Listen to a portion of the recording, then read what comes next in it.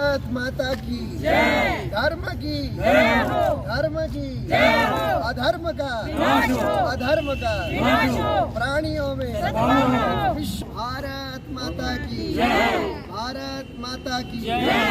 बोलिए सतगुरु महाराज की बोलिए सतगुरु महाराज की मैं आदि योगी गौतम स्वामी आज रघुनाथ जी महाराज मंदिर ward number 7 opposite moonlight cinema के सामने यहाँ पे हम 27 अक्टूबर 2022 को श्रीमद् भागवत कथा करने के लिए आए थे और भागवत कथा ख़त्म करके यहाँ से हम चले गए।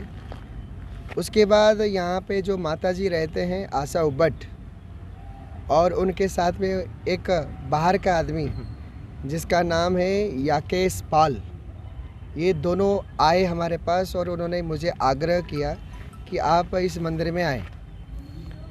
तो हमने कहा कि हम इस मंदिर में क्या करेंगे, हमारा कोई आवश्यकता नहीं है। बोले कि नहीं, हमारे को कोई संत चाहिए और आप से हमारा निष्ठा भाव जुड़ा हुआ है, तो आप आके इसको संभालें। मैंने कहा कि कोई हरिद्वार से कोई महात्मा लाओ या कहीं से अयोध्या से महात्मा लाओ, बैठाओ। उन्होंने माना है नहीं, उन्होंने कहा कि आप कुछ समय के लिए आइए।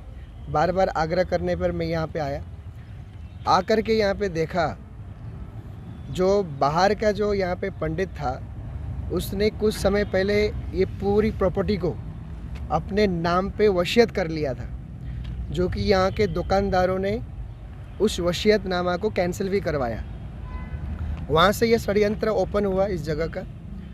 और मैं जब यहाँ पे आकर रहना शुरू किया तो यहाँ पे देखा मीट बनता था, अंडे के कैरेट पे कैरेट रखा जाता था, यहाँ पे मछलियाँ बनते थे और बड़े बड़े कुत्ते यहाँ पे पाले जाते थे।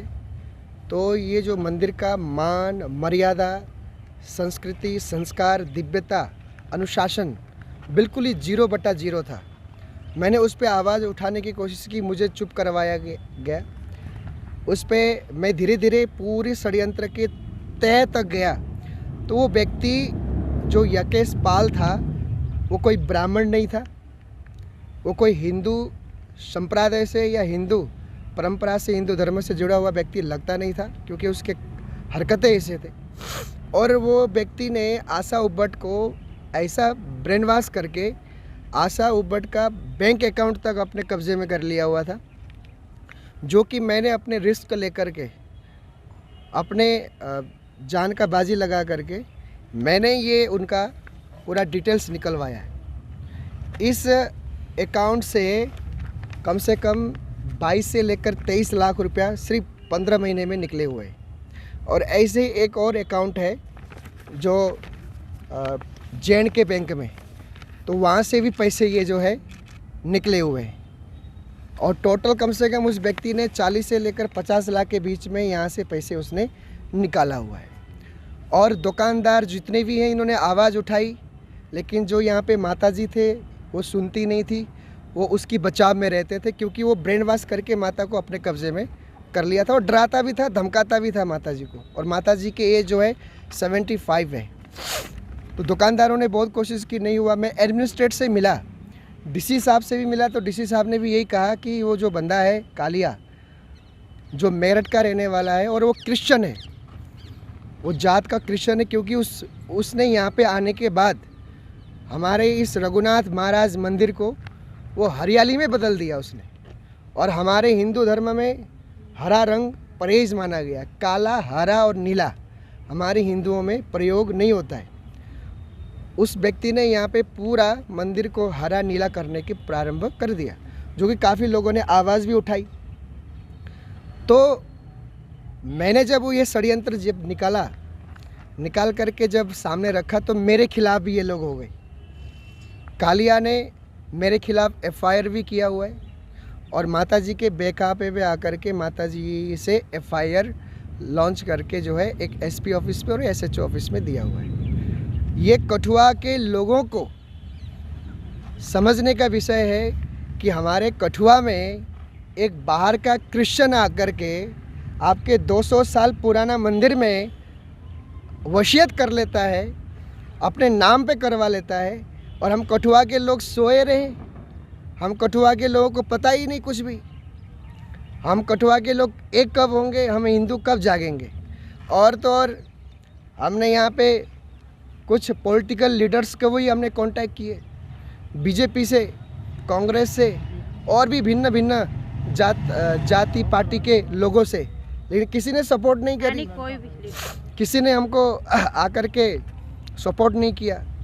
तो अगर ये लीडर सपोर्ट नहीं करेंगे तो हम इनको वोट किस चीज़ का डालें। जब कोई बाहर का व्यक्ति आकर के यहाँ पे हिंदू मंदिर पे कब्जा करके बैठ गया और उस षड्यंत्र कर रहा है, तो उसको बचाएगा कौन? यहाँ के लोग।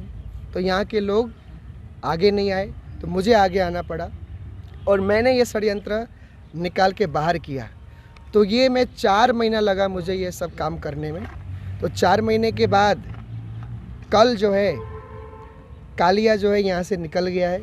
उसको निकाला गया, निकलता नहीं था, उसको हमने बड़ी फोर्स के साथ, बड़ी ज़बरदस्ती के साथ उसको यहाँ से निकाला है, निकल के गया है। लेकिन ऐसा मेरा मन में है कि वो दोबारा यहाँ पे आने की कोशिश करेगा।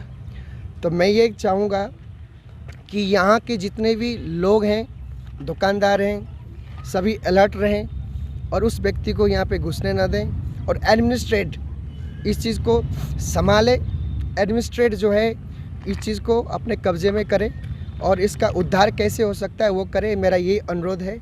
और इस मंदिर में जो माताजी रहते हैं आशा उबट, उनकी मेंटली स्टेटस थोड़ा सा नरम है क्योंकि एज के अनुसार। तो हम सभी हिंदुओं को ऐसे गतिविधियां हमारे कठुआ में हो रही है लेकिन पता किसी को नहीं है। और मैं ये भी बताना चाहूँगा कि कुछ 2-3 लेडीज़ जो उसको सपोर्ट भी कर रहे हैं, 2-3 लेडीज़ जो हैं, माताएं बहन कोई हैं, मैं नाम लेना नहीं चाहूँगा, मुझे मालूम पूरा पड़ गया है क्योंकि उनका रिकॉर्डिंग भी मेरे पास आ गया। नाम लेते में क्या हार जा, नाम ले तो किसी का पर्सनल इज्जत है। तो कुछ लेडीज़ हैं, तो वो लेडीज़ लोग जो है उसकी सपोर्ट करते हैं और मुझे नहीं मालूम किस बेस पे वो सपोर्ट कर रहे हैं उसकी।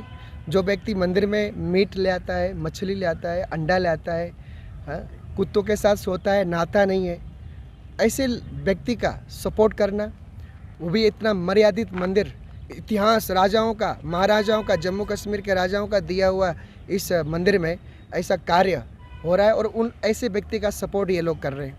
तो मेरा ये अनुरोध है कि मैं 4 महीने में यहाँ पे रहा, 4 महीने में मैंने सारा ये हिसाब लिख के रखा हुआ है जो मेरे यहाँ पे लगे हैं, खर्च हुए हैं, और सारा मैं डिटेल्स यहाँ पे रख करके आज इस जगह को मैं खाली करके जा रहा हूँ।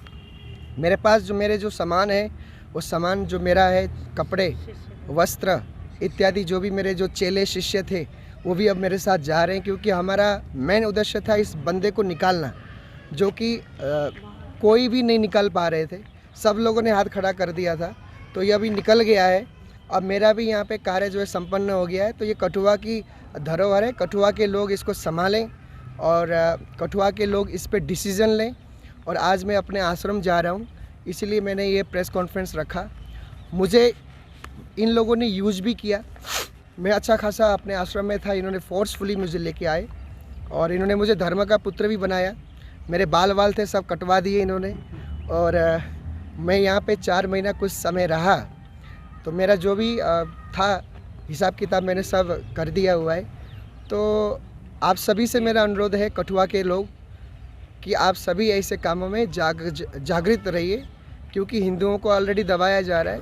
कुछ मिशनरी ऐसे चल रहे हैं जो इन चीज़ों को कब्जा करना चाहते हैं। तो हम सभी को एकत्रित होना चाहिए।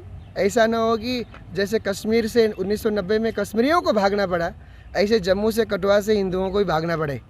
एक मामूली सा आदमी आकर के इधर 2 साल से कब्जा करके बैठ गया, हम लोग कुछ नहीं कर पाए।